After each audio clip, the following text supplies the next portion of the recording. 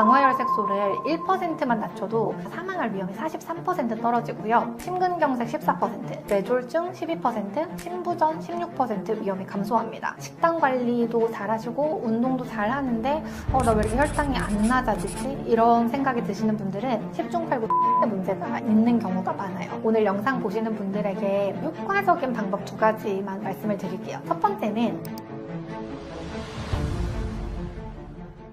당뇨를 점검할 때 당화혈색소 수치가 단순 혈당보다 더 중요한 이유는 무엇인가요? 당화혈색소는 최근 3개월 정도의 평균 혈당 수치를 반영하는 수치예요. 혈당 검사하고 비교해보면 혈당 검사는 측정할 때 그 순간의 혈당을 보여주거든요. 지금 100이다, 지금 150이다 이렇게 나오는데 식사 직후에는 높게 나오고 공복 시에는 낮게 나오고 또 운동하면 일시적으로 떨어지고 이렇게 계속 바뀌는 수치예요. 그런데 당화혈색소는 내가 방금 뭐 먹었다고 0.1 올라가고 운동한다고 0.5 내려오고 이렇게 변하는 수치가 아닙니다. 그래서 당뇨가 현재 얼마나 심한지를 평가하는 객관적인 지표로 쓸 수 있어요. 또 당화혈색소가 중요한 이유는 합병증이랑 관련이 깊어서인데 연구 결과를 보면 당화혈색소 수치가 당뇨병성 망막병증, 신장병증, 신경병증 이런 합병증 발생하고 뚜렷한 상관관계가 있습니다. 당화혈색소를 1%만 낮춰도 미세혈관 합병증이 37% 감소하고 말초 혈관 질환으로 인해서 절단하거나 사망할 위험이 43% 떨어지고요. 심근경색 14%, 뇌졸중 12%, 심부전 16% 위험이 감소합니다. 당화혈색소를 1%만 낮춰도 이렇게 심각한 합병증 위험이 굉장히 줄어들어서 이게 당화혈색소 관리를 우리가 잘 해야 되는 이유입니다. 식단 외에 당화혈색소에 영향을 주는 요인이 있다면 무엇인가요? 당화혈색소에 영향을 주는 요인은 너무 많아요. 그러니까 우리가 생활하는 모든 게 다 영향을 주고 있다고 보시면 되는데 그래도 좀 더 구체적으로 보면 먼저 수면이 중요합니다. 수면이 부족하면 인슐린 저항성이 높아져요. 또 코티솔이라는 스트레스 호르몬 분비도 늘어나고 그러면서 혈당을 계속 높이는 작용을 하고요. 불규칙하게 자면 또 생체 리듬을 교란시켜서 혈당 조절 능력이 떨어집니다. 그래서 수면은 하루에 7시간 이상 일정한 시간에 규칙적으로 주무시는 게 좋습니다. 그 다음에 스트레스도 큰 요인인데 만성 스트레스가 있으면 코티솔이나 아드레날린이 분비되면서 혈당이 상승합니다. 교감신경이 항진되면 간에서 포도당 방출이 더 늘어나고요. 또 이렇게 교감신경이 항진되고 스트레스 받으면 식욕 조절이 잘 안 돼서 폭식하기도 쉽습니다. 그리고 운동도 영향이 큽니다. 근육량이 감소하면 인슐린 감수성이 저하되고 기초대사량이 감소하면서 혈당 처리 능력이 약해져요. 일주일에 5번 한 30분 정도 중강도의 유산소 운동 하시고 주 2회 정도는 근력 운동 하시는 걸 권장드리는데 이건 체력에 맞춰서 하셔야 됩니다. 또 당화혈색소에 영향을 주는 요인 중에는 유전적 요인도 있어요. 가족력이 있는 경우에는 좀 더 조심하시고 미리미리 검진 받으시는 게 좋고요. 가족력 있다고 해서 꼭 당뇨가 생기는 건 아닌데 미리 신경 쓰면 더 좋겠죠. 인슐린 저항성이나 췌장 기능이나 이런 것도 좀 유전의 영향을 받는 경우가 있습니다. 같은 식단을 먹어도 개인차가 크게 나타나는 이유도 이것입니다. 그 다음에 장내 미생물도 영향을 줘요. 장내 세균총에 따라서 인슐린 저항성이 달라집니다. 그래서 프로바이오틱스나 유산균 섭취하시는 게 당화혈색소 개선하는 데 도움이 되고요. 그래서 변비가 있느냐 이 여부도 혈당 관리에 영향을 줍니다. 전반적인 컨디션 관리도 중요한데 몸이 피곤하거나 아프거나 이럴 땐 혈당이 올라가요. 감기 걸리셨을 때나 아니면 뭔가 다른 질병 걸렸을 때 되게 피곤할 때 이럴 때 혈당이 확 상승하는 경험 해보신 분들 많을 텐데 피곤할 때도 혈당이 많이 올라갑니다. 그래서 혈당 관리를 하는 거에는 충분하게 잘 쉬는 거, 규칙적으로 자는 거, 적절하게 회복 시간을 갖는 것 이런 것들이 다 포함되어 있습니다. 몸이 안 좋을 때는 무리한 활동을 피하는 것이 혈당에도 좋습니다. 당화혈색소를 낮추는 과정에서 많은 분들이 놓치는 생활 습관은 무엇인가요? 사실 이거는 사람마다 좀 달라요. 환자분의 상태를 종합적으로 고려해야 되거든요. 진료할 때 저희가 당화혈색소 수치가 현재 얼마나 높은지, 당뇨약 뭐 먹고 있는지, 체지방이 많은지 적은지, 식습관은 어떤지, 운동 얼마나 하시는지, 잠은 어떻게 자는지, 그리고 한의학적으로 체질은 어떤지, 오장육부는 어떤지 이런 걸 다 종합적으로 판단해서 그 환자분에게 가장 중요한 생활 습관부터 교정을 하는데 그래서 일괄적으로 이게 제일 좋다라고 말하기는 조금 어렵습니다. 근데 그래도 오늘 영상 보시는 분들에게 대체로 효과적인 방법 2가지만 말씀을 드릴게요. 첫 번째는 비만한 경우에는 체중 감량을 하는 게 최우선입니다. 체중만 줄여도 당화혈색소가 되게 많이 떨어져요. 비만인 경우에는 체중 감량이 되게 가장 확실하면서 빠른 방법이기 때문에 꼭 체중 감량을 해주셔야 되고, 내장 지방이 줄어들면 인슐린 저항성이 개선돼요. 그러면 혈당 조절하기 위해서 분비해야 되는 인슐린의 양이 줄어들면서 췌장 부담이 감소하고요. 실제로 체중 감량이 당뇨 치료에 되게 도움을 많이 줍니다. 나이가 들수록 체중 감량이 좀 쉽지가 않은데, 비만한 경우면 과식하지 말고 야식도 끊고 규칙적으로 운동하시고 이런 기본적인 것만 하셔도 좀 어느 정도까지는 살이 좀 빠집니다. 다음으로는 이거 모든 분들에게 효과적인 방법인데 4시간 공복 취침입니다. 4시간 공복 취침은 4시간 이상 공복 상태를 유지하고 나서 취침을 하시는 건데, 이게 혈당 감소에 굉장히 효과적입니다. 왜 4시간 공복이 중요하냐면 자기 전에 혈당이 충분히 내려가면서 혈당이 안정화된 상태에서 잠을 잘 수 있고, 소화가 완전히 끝난 상태로 자야 수면 중에 혈당 상승을 방지할 수 있고요. 밤에 간이 해독이랑 회복에 집중하는 시간이 되면서 좀 간 기능을 회복시키는 데도 도움이 됩니다. 공복 시간이 길어지면 인슐린이 더 효과적으로 작동하면서 인슐린 감수성도 좀 높아지고요. 만약에 저녁 6시에 식사하신다. 그러면 6시 반쯤에 식사가 끝나면 밤 10시 반에 주무시면 딱 4시간 공복입니다. 이 공복 시간에는 물 이외에는 아무것도 안 먹는 금식을 하셔야 되고요. 조금만 먹는 것도 안 됩니다. 견과류 조금, 과일 조금, 아니면 영양제나 몸에 좋은 거 조금, 이런 거 안 되고 그냥 완전 금식을 취하시면 다음날 아침에 혈당이 많이 낮아지는 거 확인하실 수 있을 거예요. 밤늦게 먹으면 수면 중에도 혈당 상승이 지속되기 때문에 야식은 메뉴 불문하고 안 드시는 게 제일 좋고, 저녁 식사 후에는 아까 말씀드린 4시간 금식 유지하셔야 됩니다. 이게 야식이 안 좋은 건 다 알고 계시는데, 나는 저녁 식사 후에 뭐를 요만큼 조금만 먹는다, 아니면 견과류 몇 조각 먹는다, 과일 하나 먹는다, 이 정도는 혈당에 별로 무리를 끼치지 않는다, 이렇게 생각하시는 분들이 되게 많으세요. 그런데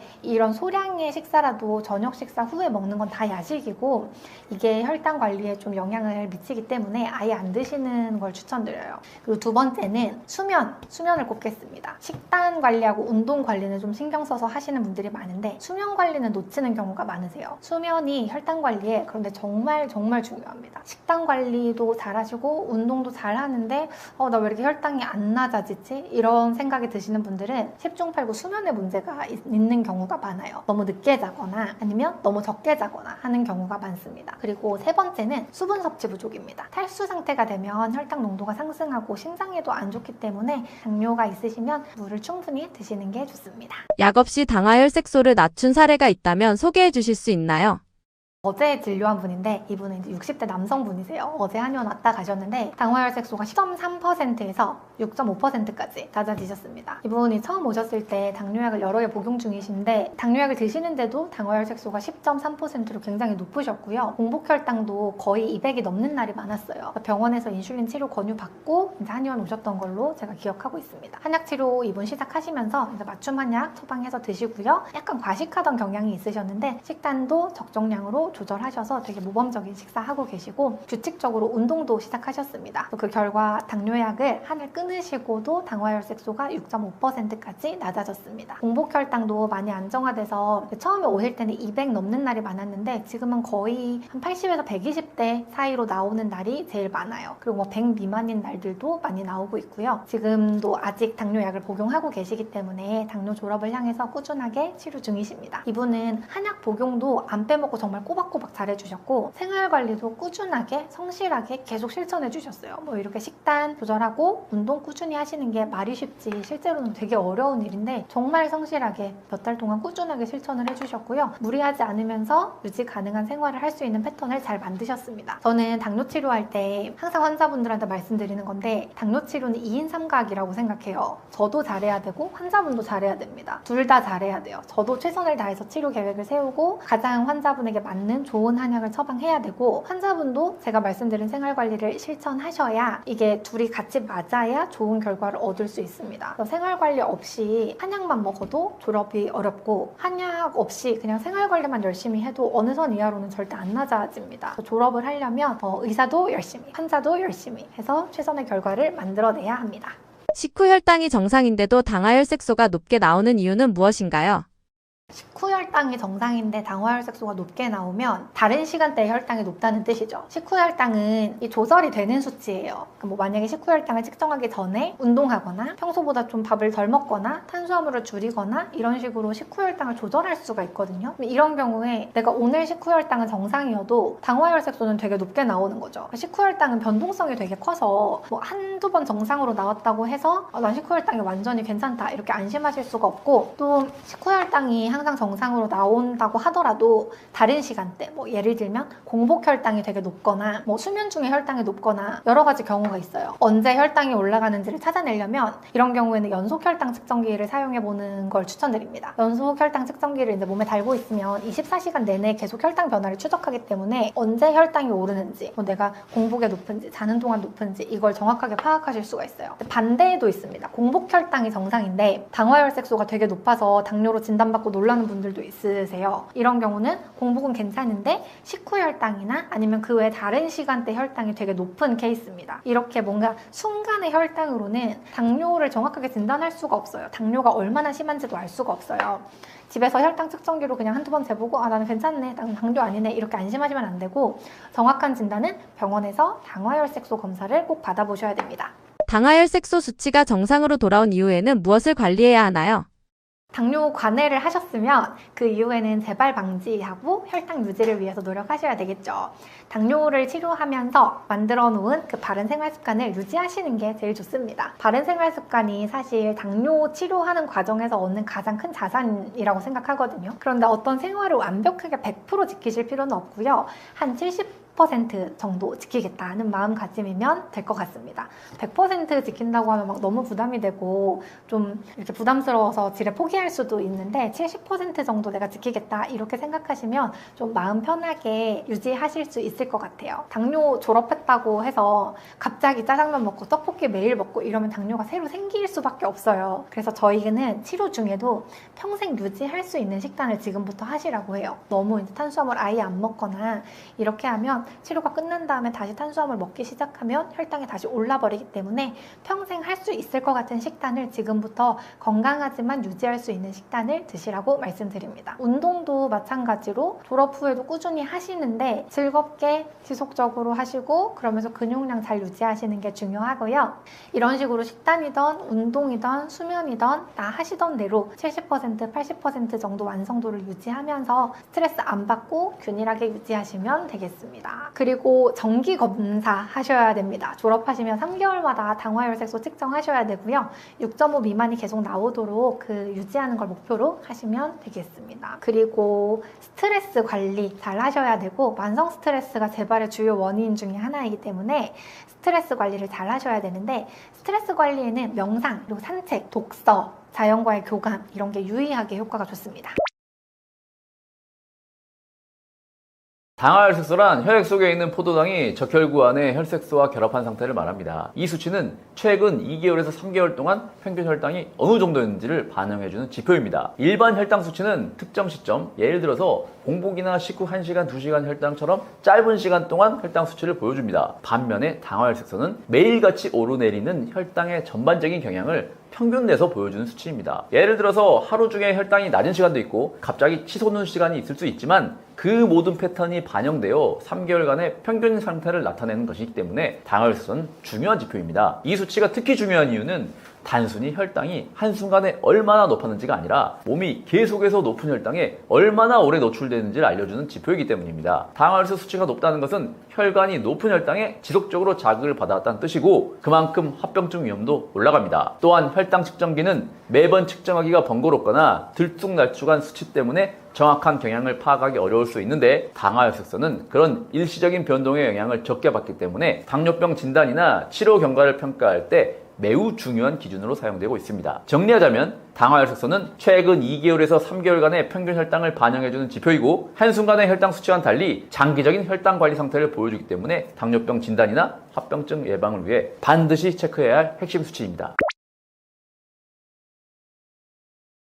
당화혈색 수치가 높다는 것은 최근 2, 3개월 동안 평균 혈당이 계속 높았다는 의미입니다. 즉 일시적인 혈당 상승이 아니라 몸 전체가 오랜 시간 고혈당에 노출되어 있었고 그만큼 혈관이나 세포나 신경 이런 기관들의 부담이 누적되어 있다는 신호라고 볼 수 있습니다. 보통 당화혈색 수치가 5.6% 이하면 정상 범위로 판단합니다. 5.7에서 6.4 사이는 당뇨병 전 단계로 분류되는데 이 시기에는 인슐린 저항성이 이미 시작된 상태이기 때문에 생활 습관을 개선하지 않으면 당뇨로 진행될 가능성이 매우 높습니다. 6.5% 이상이면 당뇨병 진단 기준에 해당됩니다. 이 수치부터는 고혈당 자체도 문제지만 장기적으로 합병증이 생길 가능성이 높아지기 때문에 보다 적극적인 치료와 관리가 필요합니다. 만약 당화혈색소가 8%가 넘는다면 평균 혈당이 180 이상이라는 뜻이고 이미 혈당 조절이 잘 되지 않고 있다는 말입니다. 이 수치가 9% 넘는다면 그때는 그건 고위험군으로 분류되고 눈이나 신장이나 신경 같은 곳에 합병증이 이미 진행 중일 가능성도 높습니다. 결국 당화혈색 수치는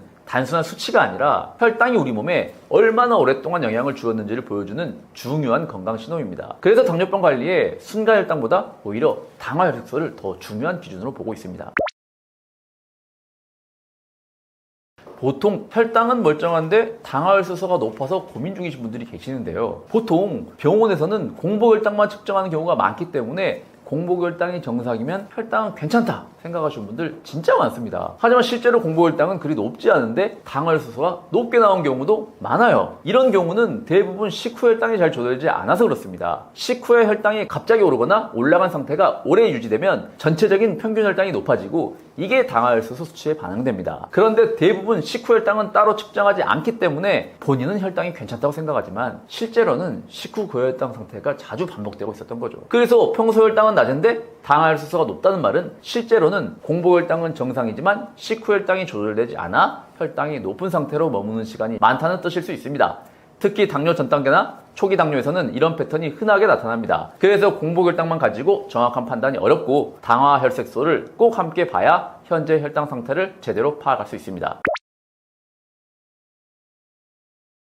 당화혈색소를 낮추는 방법에 대해서 궁금하신 분들 많은데요. 당화혈색소 낮추려면 혈당 스파이크가 발생하지 않아야 되고요. 혈당 스파이크가 발생하지 않으려면 혈당 블로킹이 필요합니다. 혈당 블로킹 4가지 방패를 간략하게 소개해드리자면 첫 번째는 식사 순서를 바꿔주세요. 채소, 단백질, 마지막에 탄수화물 순으로 거꾸로 먹는 식사법은 포만감을 빨리 느끼게 해서 과식을 막고 식후 혈당 상승도 완만하게 해줍니다. 두 번째, 수면 건강을 지키고 스트레스를 관리하세요. 잠이 부족하면 인슐린 저항성이 심해지고 야식 충동도 강해집니다. 특히 잠들고 처음 3시간 동안 깊은 수면이 중요하니까 수면 위생 챙기는 거 필요하고요. 또 스트레스가 많으면 혈당 조절 잘 안 됩니다. 하루에 10분 정도 짧은 명상이나 깊은 심호흡만으로도 뇌의 피로를 줄이고 자율신경 균형을 회복하는 데 도움이 됩니다. 세 번째, 운동은 길게 할 수 없다면 조금씩이라도 자주 하는 게 중요합니다. 매번 30분씩 하지 않아도 괜찮습니다. 식후에 10분에서 15분씩 짧게 걷는 것만으로도 혈당이 훨씬 잘 조절됩니다. 네 번째는 영양제를 활용할 수 있습니다. 제가 당뇨 기본 조합으로 알려드리고 있는 마그네슘, 비타민 B, 바나바는 혈당 조절에 도움이 되는 성분이고 자신의 혈당 상태에 맞게 다양한 영양소들을 조합하면 당화혈색소 개선에 도움이 될 수 있습니다.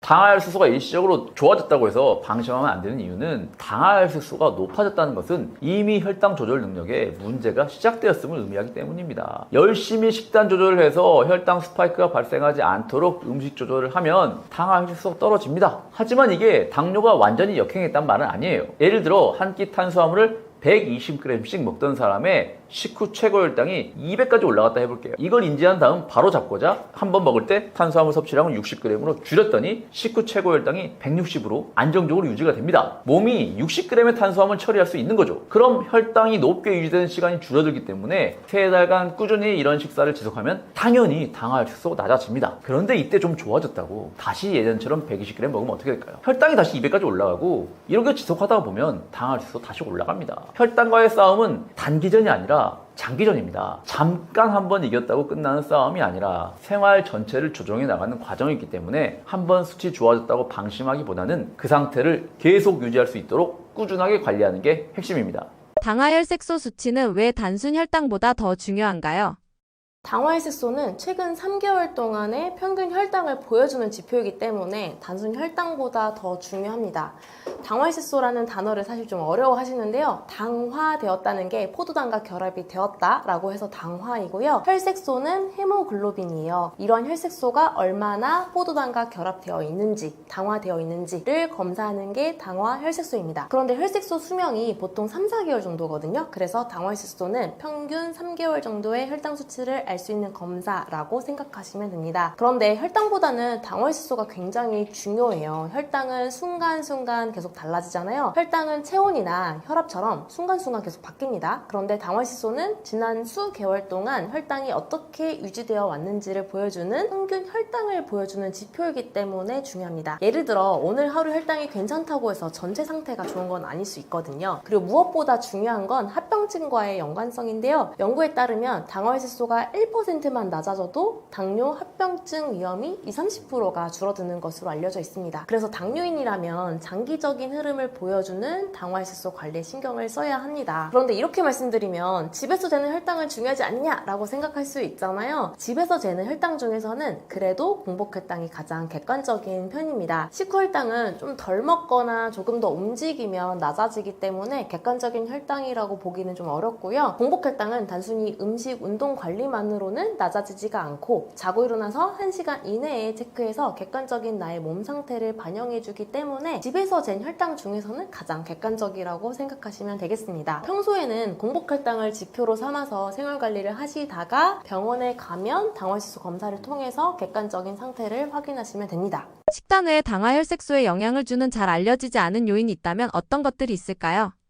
당화혈색소는 흔히 식단이나 운동에만 영향을 받는다고 생각을 하시기 쉬운데요. 생각보다 다양한 생활 습관과 체질적 요인들도 깊이 작용을 합니다. 그 중에서도 특히 수면 스트레스는 잘 알려져 있지 않지만 당화혈색소를 끌어올리는 아주 강력한 요인입니다. 현대인들의 가장 큰 특징 중 하나는 수면 시간의 절대 부족과 깊은 잠의 결핍이잖아요. 밤 11시 이후까지 스마트폰을 보거나 업무나 스트레스 등으로 뇌가 과하게 각성된 상태에서 잠드는 경우가 많죠. 이때 뇌는 휴식하지 못하고 깨어있는 상태와 비슷한 수준으로 포도당을 소모하게 됩니다. 뇌는 우리 몸에서 포도당을 가장 많이 사용하는 기관 중 하나이기 때문에 잠든 동안에도 뇌에 당을 공급하기 위해서 간에서 지속적으로 혈당을 방출하게 되고 이로 인해서 공복혈당과 전반적인 평균 혈당이 높아지는 결과를 가져옵니다. 결국 이는 당화혈색소 수치에 영향을 줄 수 있는 것이죠. 또 하나 중요한 요인은 스트레스예요. 스트레스를 받으면 부신에서 코르티솔 같은 스트레스 호르몬이 분비가 되는데 이 호르몬은 혈당을 높이는 작용을 합니다. 특히 만성 스트레스 상태에서는 교감신경이 과항진되고 그 결과 인슐린 저항성도 증가해서 혈당 조절이 점점 더 어려워지거든요. 이처럼 수면 부족과 스트레스는 모두 뇌의 에너지 수요와 호르몬 작용을 통해서 혈당과 당화혈색소에 직접적인 영향을 주는 요인입니다. 당화혈색소 수치를 낮출 때 주의해야 할 급격한 조절의 위험이나 당화혈색소에 대한 오해는 없을까요?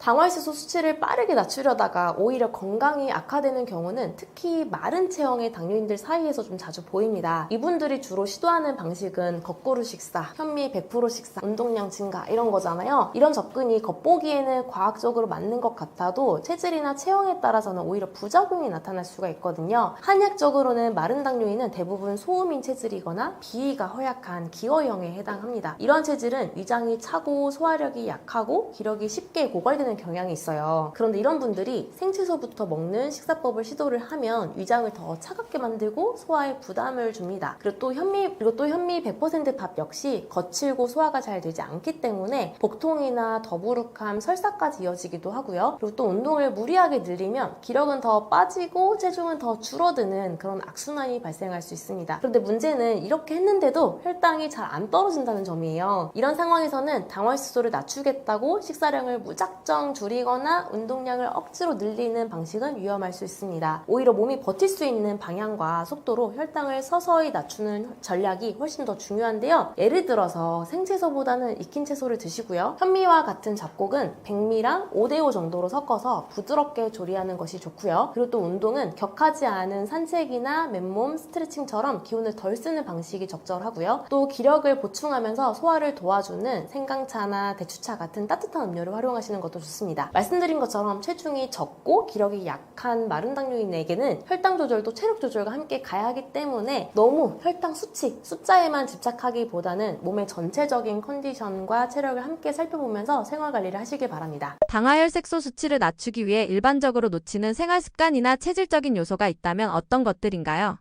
대부분 식단과 운동에만 집중하시면서 의외로 중요한 걸 놓치고 계신 게 바로 수면, 스트레스, 그리고 체질에 맞는 생활 리듬입니다. 예를 들어 하루 한 끼만 먹겠다, 저녁은 무조건 굶겠다 이런 식으로 식사를 극단적으로 줄이면 일시적으로는 혈당이 떨어질 수 있죠. 하지만 이게 오래 지속이 되면 위장은 상하고 기력은 떨어지고 오히려 혈당이 더 불안정해지는 경우가 많거든요. 특히 기어 체질, 위장이 약한 체질에서는 이런 방식이 독이 됩니다. 그리고 또 하나, 수면 부족과 만성 스트레스는 혈당을 올리는 주범인데도 정말 많이 관가하세요. 밤 12시 넘어서 자는 생활을 계속하면 코르티솔이라는 스트레스 호르몬이 올라가고요. 이게 공복 혈당을 높이는 주된 원인이 됩니다. 그리고 또 스트레스를 심하게 받을 때도 혈당이 이유 없이 튀는 일이 많고요. 그래서 당화혈색소를 안정적으로 낮추고 싶다면 단순한 식단 조절만이 아니라 살아가는 패턴 자체를 바꾸는 것이 더 훨씬 중요합니다. 식사는 무리하지 않고 하루 3끼를 적절히 유지하되 위에 부담이 없는 따뜻하고 부드러운 식사를 기본으로 하시고요. 수면은 최소 7, 8시간 이상 확보해 주시고 밤 11시 적어도 자정 전에 자는 습관을 들이셔야 하고요. 또 스트레스 관리도 해야 하는 일 중 하나로 꼭 챙겨야 합니다. 천천히 내쉬는 호흡이나 가벼운 명상이나 혹은 발끝치기나 맨발 걷기 등과 같은 실천이 스트레스 관리에 확실히 도움이 되실 겁니다. 약을 먹지 않고도 당화혈색소를 낮춘 실제 사례가 있다면 소개해 주실 수 있나요? 기억이 아주 선명하게 남는 분이 계셔요. 처음에 오셨을 때 당화혈색소가 14.6%였는데요. 거의 응급 상황 수준이었죠. 간 수치도 높았고요. 체력도 많이 떨어진 상태였습니다. 이분 생활 패턴에 맞는 음식 관리랑 운동을 알려드리고 몸 상태에 맞는 한약을 처방했는데요. 4개월 만에 당화혈색소가 5.3%까지 내려갔습니다. 당뇨약 내알은 중간에 완전히 끊으셨고요. 당뇨 졸업을 하신 거죠.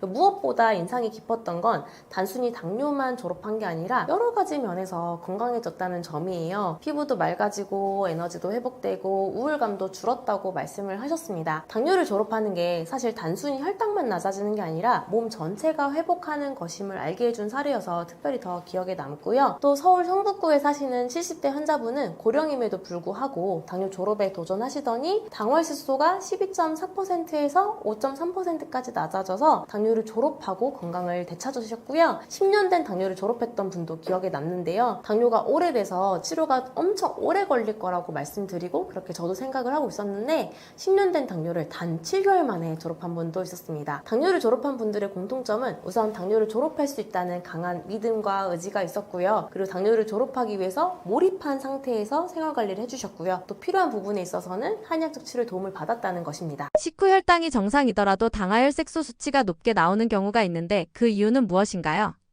식후 혈당이 잘 나온다고 안심했다가 정작 당화혈색소 수치는 높게 나오는 경우가 의외로 많죠. 이럴 때는 첫 번째로 고려해야 될 점이 바로 식후 혈당은 순간적인 수치일 뿐 몸의 전반적인 대사 상태를 제대로 반영하지 못할 수 있다는 사실입니다. 예를 들어 어떤 분은 식후 혈당을 낮추기 위해서 식사를 평소보다 과도하게 줄이거나 식사 직후에 일부러 무리해서 운동을 하기도 하죠. 이런 방법을 쓰면 측정 당시의 식후 혈당은 비교적 낮게 나올 수 있는데요. 이는 일종의 눈속임 수치에 가깝습니다. 실제로는 식후 혈당이 잠시 낮아졌다가 이후 몇 시간 동안 천천히 오르거나 아니면 야간에 다시 상승하는 등 평균 혈당이 높게 유지되는 경우가 많기 때문입니다. 두 번째로는 기초대사량이 낮은 경우가 있어요. 기력이 약하거나 활동량이 적은 고령자나 마른 체형, 갑상선 기능이 저하된 분들은 식후 혈당을 태우는 에너지 대사가 충분히 이루어지지 않습니다. 그래서 혈당이 급격히 오르거나 떨어지지 않고 천천히 오르고 천천히 떨어지는 완만한 곡선을 그리면서 오랜 시간 혈당이 높게 유지되는 패턴이 생기는 것이죠. 이런 패턴은 식후 혈당 측정에서는 잘 드러나지가 않는데 당화혈색소 수치에서는 큰 영향을 미칩니다. 또 세 번째는 혈당 스파이크의 간헐적 존재입니다. 하루 중 특정 시간대, 예를 들어 식후 1시간 반이나 2시간쯤에 혈당이 급격히 오르는 순간이 반복될 수 있는데요. 이처럼 일시적으로 튀는 혈당만으로도 당화혈색소는 올라갈 수 있습니다. 문제는 이런 혈당 스파이크가 하루 한두 번만 나타나도 평균 혈당 수치를 끌어올릴 수 있다는 점이고요. 또 하루 한두 번만 혈당을 재는 방식으로는 이런 이런 급등 패턴을 포착하기가 어렵다는 것이죠. 그래서 환자 입장에서는 분명히 난 잘하고 있는데 왜 당화혈수가 높게 나왔지? 라는 당혹감을 느끼기 쉬운 상황이 되는 것입니다. 하지만 공복혈당은 식후혈당보다 객관적인 편이에요. 저녁에 열심히 운동하고 잤는데 다음날 공복혈당이 떨어지지 않아서 실망했던 경험이 있을 거예요. 공복혈당은 단순히 음식, 운동 관리만으로는 낮아지지 않거든요. 공복혈당은 자고 일어나서 1시간 이내에 체크해서 객관적인 나의 몸 상태를 반영해주기 때문에 집에서 잰 혈당 중에서는 가장 객관적인 혈당입니다. 평소에 공복혈당을 달력에다 적고 탁상 달력에다가 적으시고 왜 높은지 왜 낮은지를 스스로 관찰하면서 공복혈당 달력을 작성을 한번 해보시고요. 공복혈당이 낮았을 때 했었던 생활 관리들을 더 열심히 해보세요. 관찰과 실천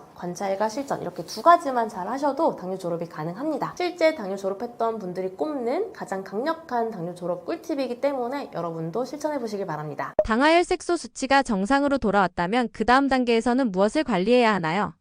당화혈수 수치가 정상으로 돌아왔다는 건 당뇨 졸업을 향한 매우 중요한 관문을 통과했다는 의미죠. 하지만 진짜 졸업은 여기서부터 시작입니다. 이제부터는 정상 수치를 유지하는 것이 아니라 그 수치를 가능하게 만든 몸의 기능과 생활 패턴을 지속 가능한 방식으로 굳히는 것이 핵심입니다. 그래서 저는 당화혈수가 정상으로 돌아온 이후에 3가지 생활관리 원칙을 80% 이상 유지할 것을 권장하고 있는데요. 우선 첫 번째는 저녁 식사 후에 3-4시간 금식이에요. 졸업 이후에도 이 원칙은 무조건 지켜야 할 습관입니다. 저녁을 먹고 나서 위장이 비워진 상태로 잠자리에 들어야 소화기 회복도 이루어지고요. 수면도 깊어집니다. 저도 지금도 실천하고 있는 게 바로 저녁 식사 후 3-4시간 금식인데요. 주의할 점은 이 시간 동안 과일, 견과류 등 어떤 음식도 섭취하지 않는 완전한 금식이라는 점입니다. 물 외에는 다 안 된다고 생각하시고 실천을 해보시고요. 이 습관 하나만 제대로 지켜도 밤사이 혈당 스파이크와 아침 공복혈당의 불안정을 막을 수 있습니다. 두 번째는 밤 11시 이전 취침과 7시간 이상의 수면입니다. 당뇨 졸업 이후에도 인슐린 저항성을 낮추고 혈당을 안정시키기 위해서는 수면의 질이 매우 중요해요. 수면이 부족하면 스트레스 호르몬이 분비가 돼서 혈당이 올라가는 구조이기 때문에 단지 잠을 자는 것이 아니라 정해진 시간에 푹 자는 것이 중요합니다. 실제로 졸업자들이 작성하는 공복혈당 달력을 보면 수면 패턴과 공복혈당이 밀접하게 연결되어 있는 것을 확인할 수가 있거든요. 저녁 금식과 수면만 잘 지켜도 몸이 당뇨를 다시 불러들이지 않도록 방어할 수 있을 거예요. 그리고 세 번째, 졸업 이후에는 당장 수치 반응을 기대하며 하는 운동보다는 지속 가능한 루틴으로 몸의 회복을 돕는 운동이 중요합니다. 나에게 맞는 시간대, 나의 체력에 맞는 강도 꾸준히 실천할 수 있는 종류로 잡는 것이 핵심입니다. 마지막으로 공복혈당 달력 작성은 졸업자들이 공통으로 꼽는 최고의 습관이거든요. 졸업 이후에도 일주일에 한두 번이라도 공복혈당을 관찰해 주시고 내 몸의 리듬과 생활 습관이 어떤 영향을 주는지 계속 기록하고 분석하고 다시 관찰하고 실천하고 이렇게 해서 당뇨로 회귀하지 않도록 방패가 되어줄 거기 때문에 혈당 달력도 공복혈당 달력도 일주일에 한두 번이라도 체크를 해보시고요. 공복혈당 달력도 일주일에 한두 번이라도 꼭 작성을 해보시길 바랍니다. 결국 당화혈색소 정상화 이후의 관리는 단순한 유지가 아니라 몸이 스스로 혈당을 안정시키는 상태를 굳히는 겁니다. 당뇨는 수치가 아니라 기능의 질병이라는 점을 기억하시고 그 기능을 지켜주는 루틴을 몸에 새겨넣는 것이 진짜 졸업입니다. 당뇨는 졸업이 가능한 병일까요? 많은 분들이 당뇨는 한 번 걸리면 낫지 않는다, 평생 관리해야 한다 이렇게 생각하시잖아요. 그런데 실제 당뇨를 연구하고 치료해본 결과 당뇨는 졸업이 가능한 병입니다. 또한 당뇨는 꼭 졸업해야만 하는 병이기도 한데요. 하나하나 설명해 드릴게요. 의학적으로는 당뇨 졸업이라는 용어 대신에 당뇨 관해라는 용어를 써요. 이거는 당뇨약을 복용하지 않는 상태에서 6개월 이상 당화혈색소가 6.5% 미만으로 유지되는 상태를 뜻합니다. 최근 5년 동안 전 세계적으로 당뇨 관해를 연구한 논문만 1,300편이 넘더라고요. 그 중에 가장 대표적인 연구들인 다이렉트 연구나 룩 어헤드 연구 등 여러 논문들을 살펴보면 생활습관 개선과 체중 감량을 통해 당뇨 관해가 가능하다는 결과가 밝혀졌습니다. 또한 실제 임상에서도 고령임에도 불구하고 그리고 또는 당뇨가 오래됐음에도 불구하고 당뇨를 졸업하겠다는 의지를 가지고 당뇨를 치료한 결과 당뇨약을 끊고 당뇨를 졸업한 분들이 정말 많았고요. 당뇨 초기이거나 비교적 젊은 분들이라면 당뇨 졸업이 훨씬 더 빠른 편입니다. 당뇨 졸업을 위해 10% 체중 감량이 중요한 이유는 무엇이며 이를 안전하게 실현하기 위한 식사 습관이나 운동법이 있다면 어떤 것이 있을까요? 의학적으로는 당뇨 관해라고 부른다고 말씀드렸잖아요. 지금까지 발표된 여러 연구들을 보면 체중을 감량할수록 당뇨 관해율이 분명히 높아지는 경향이 있어요. 특히 비만형 당뇨인의 경우에는 자신의 체중에서 10% 정도만 감량을 해도 췌장의 인슐린 분비 기능이 개선되고 간과 근육의 인슐린 저항성도 줄어들면서 당화질소가 유의하게 떨어지는 효과가 나타납니다. 대표적인 예로는 영국의 다이렉트 스터디라는 게 있는데 체중을 10kg 이상 감량한 환자들의 절반이 당뇨 관해에 도달했다는 결과도 있거든요. 그래서 당뇨 졸업을 원하신다면 자신의 체중의 약 7에서 10% 정도 감량하는 거를 1차 목표로 잡는 게 아주 중요합니다. 그런데 이걸 실천하려면 또 체질도 고려하긴 해야 돼요. 특히 기어 체질, 즉 우리가 얘기할 때 체력이 약하고 소화 기능도 약한 그런 마른 당뇨인들이 있잖아요. 이런 분들의 경우에는 무조건 음식량을 줄이거나 운동을 과하게 늘리면 오히려 기운이 빠지고 체중은 줄고 그런데 우리가 원했던 혈당은 더 안 잡히는 그런 악순환이 생길 수 있거든요.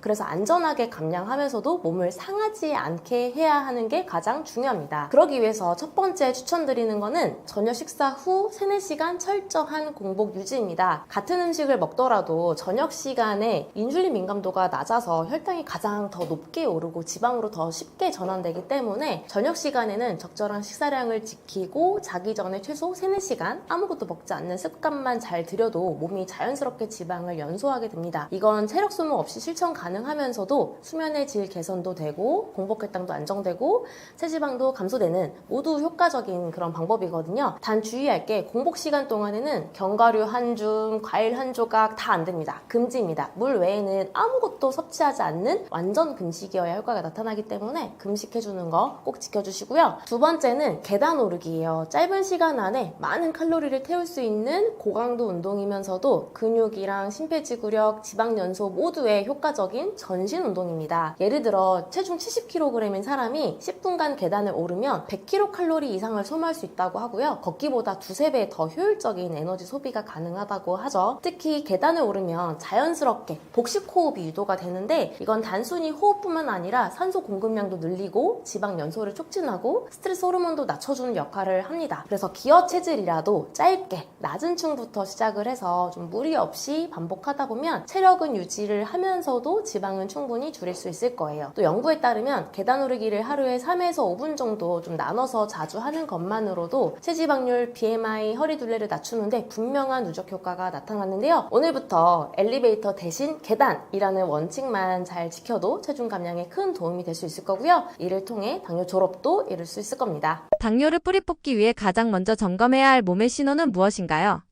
당뇨 초기에 대표적으로 많이 나타나는 신호가 바로 잦은 갈증과 잦은 소변입니다. 물을 자꾸 마시고 싶다거나 밤에 자꾸 화장실을 간다 이런 분들 많이 있지 않으신가요? 이건 혈당이 높아진 상태에서 우리 몸이 과한 포도당을 소변으로 내보내기 위해서 수분을 끌어쓰고 있는 과정이거든요. 따라서 평소보다 물을 더 자주 마시고 소변이 자주 마려운 상태가 반복된다면 한 번쯤은 혈당 검사를 해보시는 게 좋고요. 또 하나 유독 피로감이 쉽게 쌓이는 경우도 당뇨 초기 신호일 수 있습니다. 나는 충분히 잤는데 아침에 개운하지 않고 평소보다 쉽게 지치고 무기력해지는 경우인데요. 이는 혈당이 잘 활용되지 못해서 에너지가 필요한 조직, 특히 근육이나 뇌에 포도당 공급이 원활하지 않기 때문입니다. 쉽게 말해서 몸은 연료가 부족해서 자꾸 쉬고 싶은 거죠. 또 어떤 분들은 눈이 뿌옇게 보이거나 집중력이 떨어지는 느낌도 경험을 하는데요. 이건 고혈당 상태가 반복되면 혈관 안에 삼투압이 바뀌면서 눈 속에 수정 제외 수분이 들어가서 초점이 흐려지는 현상이 생기기도 하고 뇌에도 포도당 공급이 잘 되어야 하는데 제대로 되지 않으면 순간적으로 멍함이나 혼란이 생길 수 있거든요. 그래서 정리를 하자면 당뇨 초기엔 식곤증, 잦은 갈증, 잦은 소변, 무기력함, 눈 흐림, 집중력 저하 같은 신호들이 몸 여기저기서 아주 작게 시작이 됩니다. 평소와 조금 다른 이런 변화들을 그냥 컨디션이 안 좋네 하고 그냥 넘기지 마시고 생활 습관들을 한번 점검해보고 당뇨 검사도 해보는 그런 기회로 삼으시는 게 정말 중요합니다. 한의학적으로 볼 때 당뇨를 유발하는 대표적인 체질 또는 장부의 약점은 무엇인가요?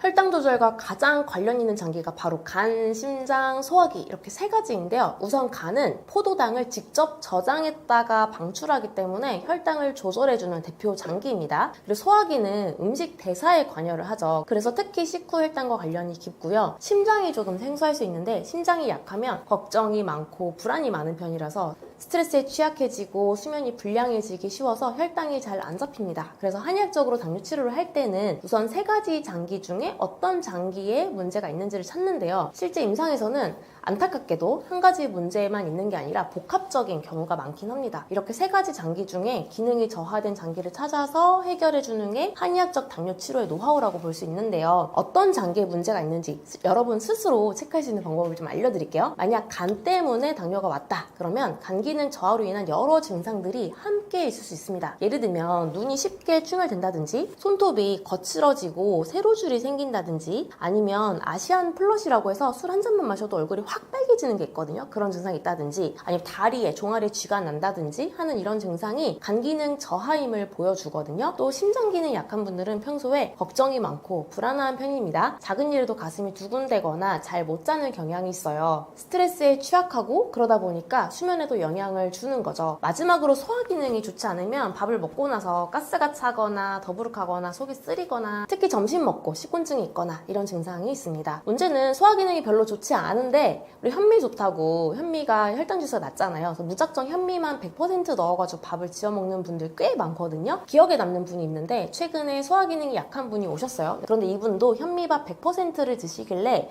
소화 기능이 약하니 백미를 쌀을 50% 정도 넣고 나머지는 내가 좋아하는 그리고 소화가 잘 되는 잡곡들을 섞어서 드시라고 권했습니다.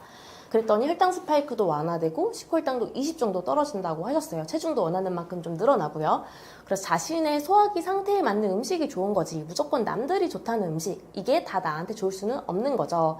그래서 3가지 장기가 당뇨와 관련이 깊기 때문에 음식, 운동 관리는 기본적으로 하면서 어떤 장기 기능이 약해져서 혈당이 안 잡히는지 관찰하시고 그 부분을 관리하고 집중해서 치료한다면 당뇨 졸업에 한 걸음 더 가까워질 수 있을 겁니다. 당뇨를 뿌리 뽑기 위해 가장 강조하고 싶은 습관 하나만 꼽는다면 어떤 것이 있을까요?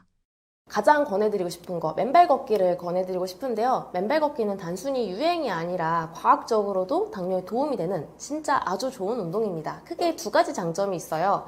첫째는 혈액의 흐름을 개선하고 점도를 낮춰줍니다. 맨발 걷기를 하면 땀과 접지가 되거든요. 실제로 땀과의 접지 상태를 만들어서 실험한 결과 혈액의 흐름이 빨라지고 제타전이라고 하는 혈액 점성 지표가 있는데 이게 개선되면서 혈관이 막힐 확률이 줄어든다는 결과가 있었습니다. 당뇨가 있으면 혈관에 포도당이 많이 돌아다니기 때문에 혈액의 점성도 높아지거든요. 그런데 맨발 걷기를 하면 이런 혈액의 흐름이 좋아지는 거죠. 그러다 보니까 우리 모세혈관이 건강해져서 당뇨합병증 예방에도 도움이 됩니다. 당뇨합병증이라고 하면 망막병증, 신장질환, 그리고 말초신경병증 이렇게 3가지가 떠오르잖아요. 이 3가지 모두 미세혈관 합병증이라고 합니다. 3가지 모두 모세혈관 손상과 관련이 있는데요. 맨발 걷기를 통해서 혈관벽은 튼튼해지고 혈액은 맑아지면 그리고 특히 점성이 낮아지면 합병증 예방에도 큰 도움이 됩니다. 그리고 2번째는 당뇨뿐만 아니라 몸 전체적으로 회복되는 데 도움을 줍니다. 실제 맨발 걷기를 하는 분들이 공통적으로 얘기하시는 게 맨발 걷기 후에 잠을 잘 자요, 소화가 잘 돼요, 하체가 튼튼해졌어요, 마음이 편해졌어요, 스트레스가 줄어요 이런 얘기 해주시거든요. 저도 많이 느끼고요. 이렇게 몸이 전체적으로 회복이 되면 당연히 혈당도 안정될 수밖에 없습니다. 맨발 걷기를 잘 할 수 있는 실천 팁도 알려드릴게요. 맨발 걷기는 꼭 자연에서 하는 것이 가장 효과적입니다. 흙길, 잔디, 모래사장 등이 가장 이상적이고요. 사실 요즘은 지자체나 공원에서 안전하게 조성된 맨발 걷기 길이 많이 생겼잖아요. 그래서 처음 하실 땐 너무 무리하지 마시고 5분에서 10분 정도부터 시작해도 되니까 점차 늘려가시고요. 전방주시 하면서 앞에 보면서 천천히 걷는 것이 중요합니다. 이런 조성된 길에서 하시면 되겠고 당뇨로 감각이 없는 분들은 발바닥 상태를 매일 체크하시고 상처가 없는지 확인하시는 것도 꼭 잊지 마시길 바랍니다. 하루에 단 10분이라도 좋으니까요. 맨발로 걷기 시작해보시고요. 몸이 달라지고 마음이 편해지고 그 변화 속에서 혈당이 자연스럽게 내려가는 것을 경험하실 수 있을 겁니다.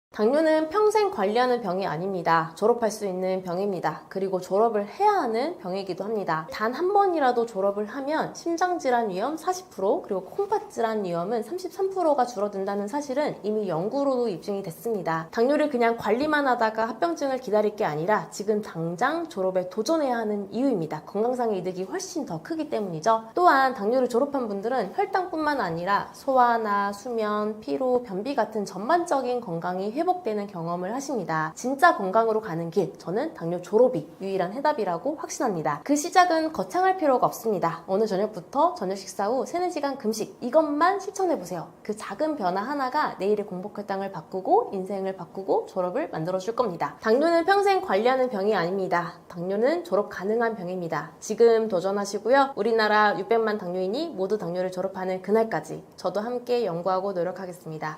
그리고 한약적 치료가 필요하시다면 당고만의원을 찾아주시고요. 당뇨에 대한 정보는 당뇨스쿨 유튜브 채널을 통해서 일주일에 3번씩 업로드되고 있기 때문에 당뇨에 대한 모든 정보는 당뇨스쿨을 통해서 편하게 시청하시면 되겠습니다. 감사합니다.